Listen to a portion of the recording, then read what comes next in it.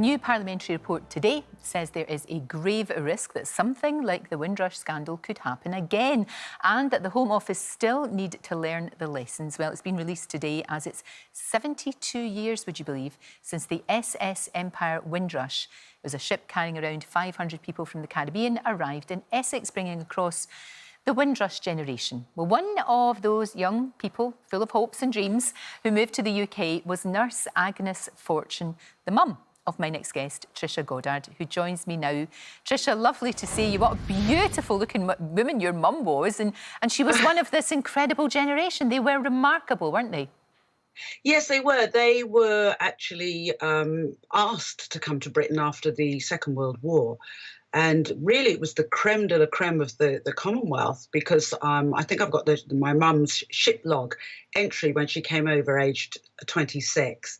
And when you read through the skills that people had, they came to help British transport, to be nurses like my mum, all sorts of skilled things. And mum was told it would be cold. She always told me she took a cardigan because they were told how cold it was going to be. Gosh, look at her there, absolutely remarkable. I mean, very important day to mark, of course, particularly in the light of everything that happened, but especially right now in this current climate as well.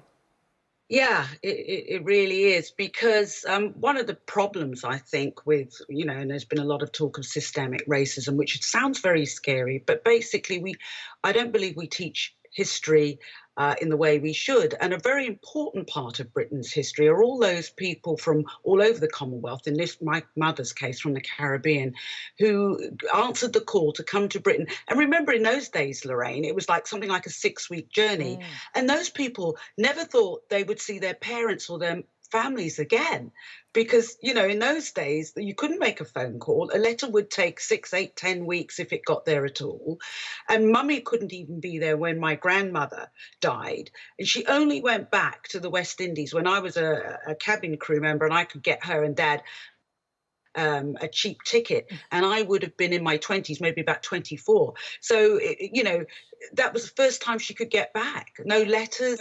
It was just a completely different world, and they gave up basically their lives for a new life, but to help Britain. So this whole Windrush scandal, after you've done that, it's just such a kick in the teeth. It sure is. I mean, your mum was a really proud Brit, and she'd be fuming at this scandal about people who came over here and helped. We know your mum worked in the NHS, came over here, helped, and then basically were told, oh, you're not British. You'll have to, have to, that horrible thing of you have to go back from where you came. And they're like, but this is where I live, I'm British. I've heard that so many times. I mean, mum would work double shift, both my mum and my dad. She would work during the day when we lived in Virginia Water. She'd work in the day and then do another shift at night. Both my parents worked 2 jobs to put me and my sisters through school. And, she considered, she was so proud, but and I'm in many ways, I mean, I miss her, and just talking about her makes me very emotional, but in some ways, I'm actually glad she's not here to see, I would be telling her about some of the racist abuse that I've been getting.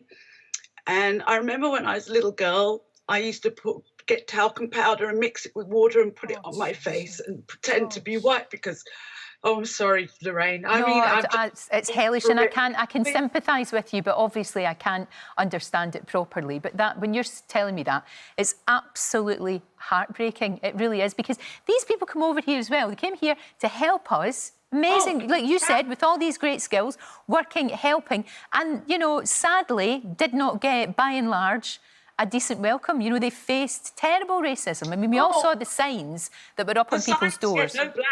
No blacks, dad and her, couldn't get accommodation. No blacks allowed, no blacks, no Irish, no dogs.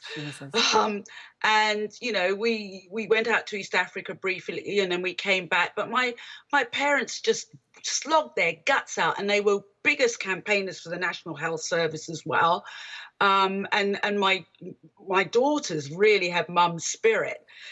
But mum was amazing. She was our cheerleader. I had to be twice as good to be half as good. She cheered me on. She was proud that I was, every job that I did, she used to say, you can do it. Just because no one else has done it doesn't mean to say you can't do it, and to the scandal. I know there's so many other stories. I've got other friends, my friend Verona and her mum, so many other friends who we say, you know, we miss our mummies, but in many ways, seeing this scandal would have broken their spirit after years of sacrifice for this country. No, it really would. And going on to, you know, what's been happening over the past few weeks, the whole Black Lives Matter movement. I mean, you've been saying it has to be more than just a hashtag, and we can't just, you know, Trisha, you've been there, you know it more than anyone, that this has happened before and then attention goes to something else.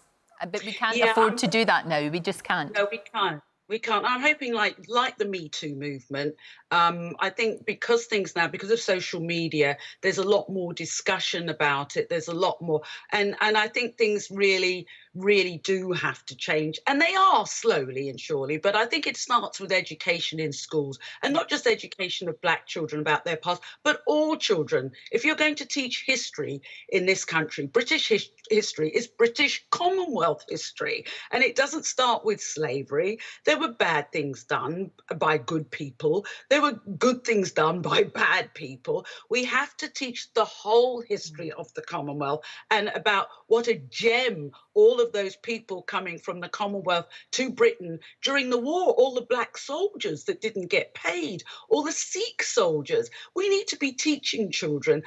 Our brothers, brown and Black brothers and sisters, all helped make Britain great. So to turn around and not listen to them when they're in pain, when they're saying, you know, your systems are hurting us, they're killing us, some of us, but they're hurting us and our livelihood with COVID. The NHS, all the Indeed. Black and ethnic minority people who died of COVID, working to save British people's lives. They're you know, it's time now. We have to recognise and put things right. Yeah, I agree with you. And I think what we need is more trailblazers like yourself.